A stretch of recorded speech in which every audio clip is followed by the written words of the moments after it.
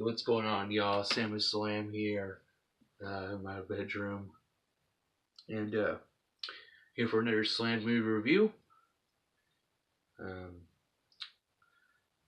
I watched this movie. I was with my girlfriend. She's in the living room right now.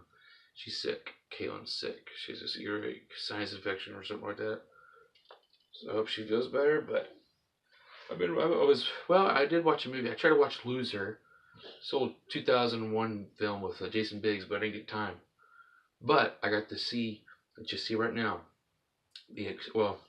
Exterminator 2, 1984, and I finally got to get the chance to see this film because this is a film that I forgot that there's a sequel to, and I remember the original one because I actually did the original review.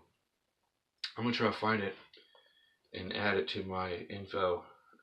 So if I forget, sometimes I say that like for if it's a sequel and shit, I always forget. It's always all the time.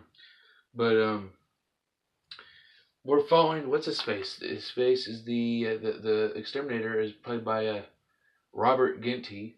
He's John Eastland, and I tell you what, John Eastland he portrays this character real well with the exterminator. I mean, I forgot the original. I forgot how it happened and shit.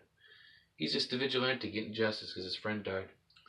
But this film was very interesting and very cheesy. It's a cheesy 80s action film, and this has been the first action kind of film since I reviewed since October. I mean, I've seen horror films and stuff, but I'm like action based, like fucking murder and killing. It's the first big one since October when I watched Venom, that superhero film. Um,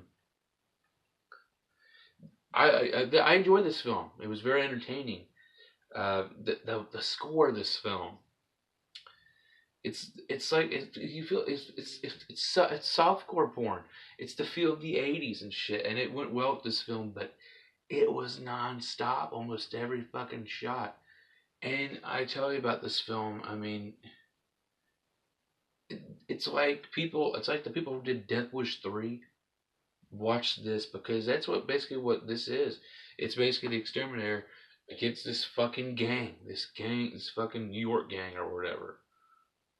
And but I was kind of kind of confused in the middle because the guy that the Whitney, I forgot that guy, Frankie Fallison, BG. I first thought that he was with the bad guys with X, the main bad guy, but I thought he was with him, but he wasn't. He was a Vietnam veteran, just like John was, and they reunite and have a kick-ass kind of a climax battle with the gangsters, the cocaine stars. Um, yeah, but it's very entertaining. I liked this. Just the score was just very fucking my outdated like intro music, and I liked it. You know when at the very end credits that fucking this music sounds like a fucking Mario level or even kind of view game level. Do do do do do. Oh my! It's a fencing war. Um, but this film, I mean, he kicks ass, and I love the fucking kills he gives him. I mean, and the story. That's how the movie starts off. You go if it's like it's drama with action because you get to see him throughout his life, and he's in love with this stripper and whatnot. And I'll tell you what now. This movie has a sex scene, and it has the most awkward music. If they play this fucking "All in your heart, oh I will come and you," ooh, they just have this fucking female and this sex scene with him and what's her name? I don't know what her fucking name is. Caroline, yeah, played by Deborah Geffner, and she's got the most awkward small titties ever. But that was my girlfriend. My girlfriend was with me watching this, and we're like, "What the fuck?" Yeah, I mean, I remember I was a little kid, a little teenager, 16 years old, and that's all I looked for here. All these movies was just the nude scenes. That's all I cared about. But X is the main bad guy. He's played by Mario Van Peebles, and he plays I mean, they look like Legion of Doom. They look like the fucking Road Warriors. It's the Road Warrior ripoff. Mad Max, the fuck trying to be American editions. I mean, there's this punk gang that wants to fucking wants to own its own turf. And you see in the film that they team up with fucking Irish gangsters or something for coke. I have a really graphic scene in this film. Well, not really graphic, but they kidnap a girl. Spoilers, because they get this cocaine or heroin or whatever the fuck it is, and they kidnap this one chick and this force her the drug her up with heroin. And that's some of the, I don't like violence on women that much unless they fucked with us first, like these bitches, a lot of the female cows or whatever the fuck they're called. These thinking like China, like Nia Jack, like these women think they just hit women and they're gonna kill you, and they start shooting you. I don't care about that, but if it's like innocent women, it's fucking disturbing. And I mean, there's more disturbing films than this, and this scene wasn't really that disturbing. Just ugh. But I love the Indian fucking lot of action in this fucking the blood too. I love the blood. Oh yeah, I forgot about the random fucking sacrifice they gave to the fucking police, the security bank, because they robbed a fucking security bank van or whatever the fuck they're called, the bank jeeps or whatever the fuck it is. This guy was bitching all the time. Oh, help me! And they put him across the fucking train track like he's part of the tracks, and electrocuted him, and then fucking let him fucking get killed like that.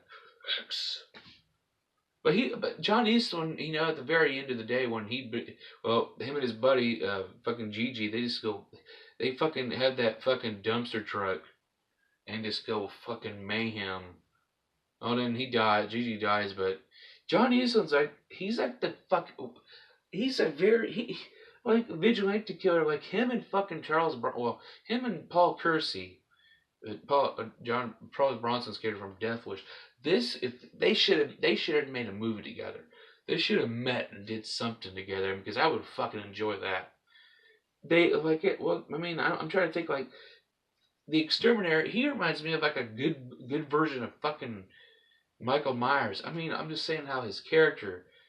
I mean, you get to see out his whole life, but then he gets in that fucking that alter ego vigilante character, and he's very slow paced and shit, and he just comes out of nowhere. He gets shot at like right, right, like motherfucking left, right, left. But the fucking Indian, the guy, was I satisfied with X's death? I was satisfied with it because it was a friendly way, friendly way. It was just a different way to kill this bastard. And this motherfucker is like so obsessed with the money and cocaine. That's what gets him to die. And he fucking gets burned alive, and then he falls on a fucking spear or whatever the fuck shit and goes right through it. So his whole guts is all hanging out in his old buddy. And that's how it is. And in the Indian, I like the fucking Indian. But the thing is, though, that really set him off was he was doing his own damn thing, but he was going after these fucking gangs left and right, which were funny as hell when they were dying. Ah! And then his girlfriend gets beat up, and these fuckers beat the shit out of this woman. And then she's fucking paralyzed, and she can't dance anymore, and she has PTSD or whatever the fuck. She's pissed off because she can't do it anymore. But that's the Exterminator 2. Badass, cheesy ass action flick with the fucking most softcore porn like music, an awkward sex scene. But the thing that makes this good film and saves this film is the fucking action, the killing in this. And it was very entertaining. I do recommend this film. Rewatchable though, I don't know.